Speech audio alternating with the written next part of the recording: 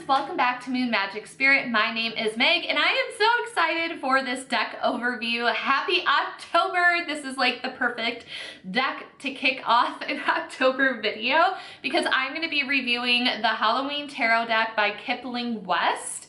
And I'm so excited. All I did was take the packaging off of this. I haven't looked at the cards, so we're gonna be looking at it for the first time together, and I'm like super excited to get into it. I saw this deck actually the other day in Constellation Club. That's Eliza Kelly's community club that she put together, like I think in 2019. I'll have a link to it down below if you're interested in learning more about it. But we have offerings for every season, and the offering for Libra season is tarot study sessions. So in our first study session, Rose, so shout out to Rose, they were showing off this deck and I was like, excuse me, can I need this deck? So after the session was over, I messaged them and I was like, is this the right deck? Like, I need to get this like today because I'm an Aries and very impulsive. And also my Scorpio moon was like, we need this, hello. So I ordered it and it literally just came 10 minutes ago. So I'm very, very excited to open this and see all the cards because when Rose was drawing some of them in our tarot session, they just look so fun and cool, and obviously Halloween, hello, who wouldn't love that? So without further ado, let's get into this deck.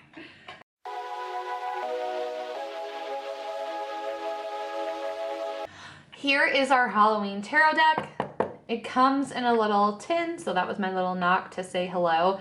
I think this tin is so freaking cute. On the side, it says, the festive old-time Halloween world of Kipling West conjures up all that's fun about Halloween. Let the black cat guide you on a trick-or-treat mission to find out what is lurking around the next corner. How fun is this? Let's open it up and get into it. So here we have a little guidebook. Is that the black cat? That's so cute. And one thing I will say is that these cards look so small, which I love because I feel like they'll be easier to handle and shuffle. Sometimes with my Rider-Waite Smith deck, I'm like, these are a little bit big and I flop them around a lot. So let's take a look at the guidebook. Okay, I already like this. The first sentence was, one day I came home from seeing Tim Burton's Nightmare Before Christmas for the 7th time. And I love that. I love Tim Burton. I said to my long-suffering husband, I want to live in Halloween Town too.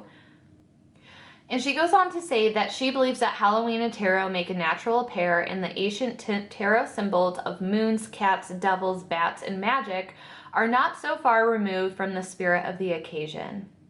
This Halloween tarot deck is just another way to look at yourself, filter through childhood memories in odd colors. The Halloween spirit is an all-year sort of thing. There's always a balance between dark and light. Just because it's July doesn't mean it's safe and sunny. There are still shadows there and the seeds of Halloween. If you ever try to grow pumpkins in a small backyard, you know what I mean. Every day they creep an inch or two closer to the house and it begins to get scary pretty fast. So whatever time of year it is, sit down and have a cup of spiced hot cider and open your tarot deck. Welcome to Halloween. I also like this booklet as I'm reading through it. It's very beginner friendly, so if you feel intimidating, they do a good job of explaining tarot and the layouts and the different spreads that you can use. So even if you're not super familiar with tarot, it does a great job of explaining it. And here we have very short definitions. This is like kind of similar to the original Rider-Waite Smith deck. So I like that. That is super fun. So we have different suits. So instead of pentacles, it's the suit of pumpkins, which I love. The suit of ghosts instead of cups. Bats instead of swords. And we have imps instead of wands. That is really fun. And there is the cat. So I love this. I can't wait to dive in more to the interpretation of the cards just to read what the artist had to say about it. Okay, so we have the cover card. So that looks like our mascot, the black cat that was talked about. And we have another informational card saying that, again, you can use this any time of the year, not just around Halloween. And I also love how fun the artistry on the back of the cards are. Super, super cute and fun. So let's see what this deck has. Okay, the Fool is a clown. I totally get that. That makes a lot of sense, actually. The Magician. High Priestess, I love that she's floating on a moon. High Priestess is my favorite card in the tarot deck. I feel a really strong connection to the lunar energy, so I definitely associate the High Priestess with lunar power. The Empress, I love this. Is the Emperor going to be Frankenstein? Yep, sure is. I love how there's a brain in there. Ooh, and he's kind of chained to the seat. Interesting. She chained her man up. Here we have the Hierophant. Okay, I love that it's a mummy. It kind of ties back into the Egyptian artistry that was mentioned in the guidebook. The Lovers, of course, a vampire. Ooh, there's a sword there, a love note. The dog, the cat. This is just like first impressions. I love finding the different imagery and just analyzing it. The Chariot, of course, is a hearse with a pumpkin head driving. I love that. And again, still a tie to the OG. So I like the little nods to the original Rider-Waite-Smith that's in this deck. Of course, we have a Lion Tamer for strength. The lion looks like it's sick or something. Here we have the Hermit. I love this little photo back here. This is so fun. Wheel of Fortune. I love how this isn't depicted as a happy card. I feel like the Wheel of Fortune is depicted as like, oh, everything, you know, it's good luck, good fortune, which it can be, but it's a wheel, so you spin round and round. So when you have ups, you also have downs. So sometimes the Wheel of Fortune isn't always a fun thing to be on. Okay, I love this.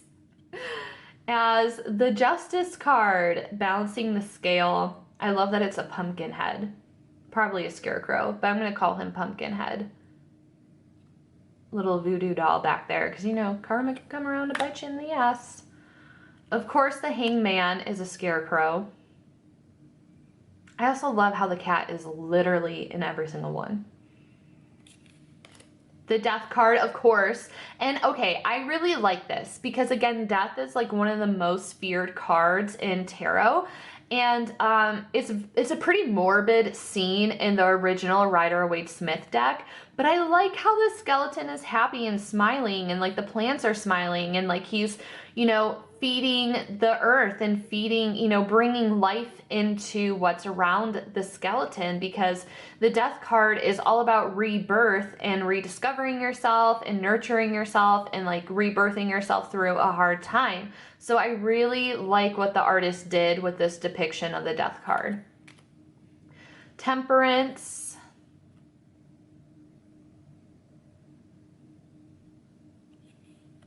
Tom B. Dust. Okay. The Devil card. Okay, I love this Devil card. That is so cool. All right, I'm going to go through these faster once we hit the minor arcana. I just really like taking in the imagery of the major arcana. So the Tower, you know, still with the lightning, the ghosts flying out of the chimney. They're like, oh my God, they're trapped in there. They need to get out. So I love that. The Star card, that's really... I am just getting Lion King looking at that. Of course, we have a werewolf for the moon. I love the little Frenchie. Where's the cat? Oh, it's on his shoulder. And the nod to the lobster from the original in the castle in the background. He's on his path to finding the castle. Here we have the sun. And I like how this is sleeping. Like, it's just like a peaceful time. Judgment. A vampire for judgment. I love that. Rise. Awakened sleeper. The World card.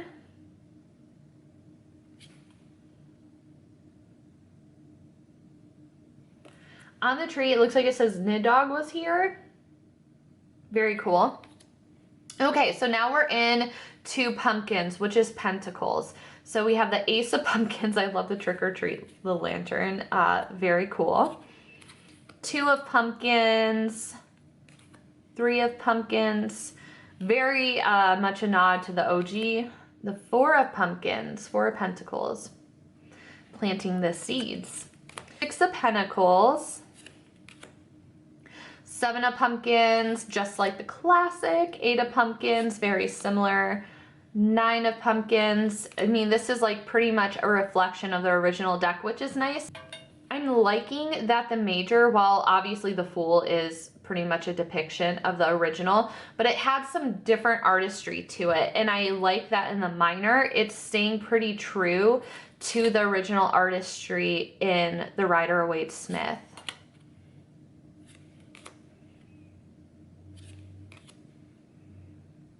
I mean, that is a very classy robe. All right, so now we have Cups. Ace of Ghosts. I love that. 2 of Ghosts. 3 of Ghosts.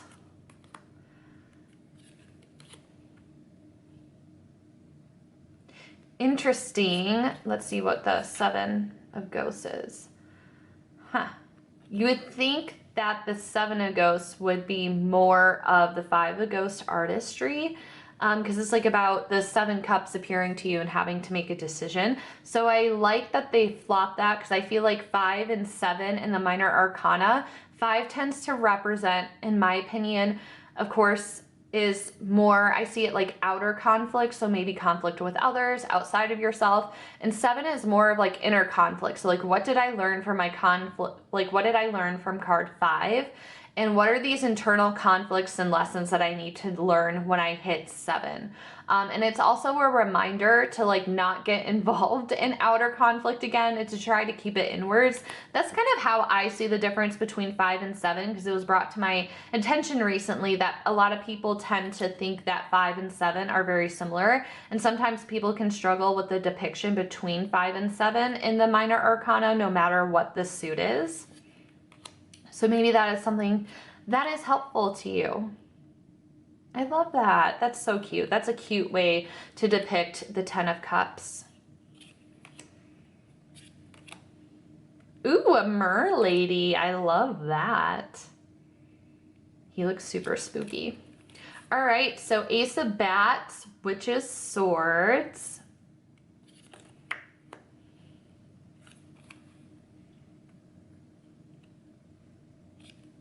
I love how the cat is still in every single one. Selfish, selfish.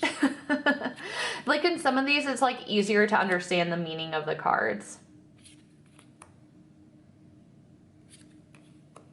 See, even with this, I feel like it's a mini story, right? Like he selfishly took the candy, he's like victorious, and he's like running away from it. But you know, you gotta be careful, because your past will come out to bite you, which may leave you feeling stuck before you can move forward, and you have to deal with that before you can reach the end of your journey.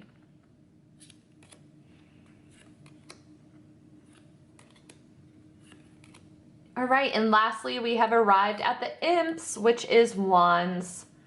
This is fun. Okay, I'm like a little bit like offended that Imp is like foolish, and that's what they use to represent Wands, because I'm an Aries, but it totally makes sense. I definitely get it.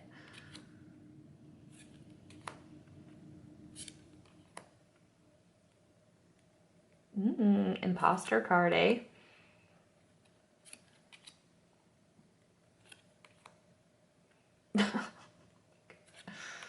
I love the artistry on this. This is just like too freaking good. And then here we have the Imps guiding the court cards. Cute. So what did you think about this deck? Like, I am so excited.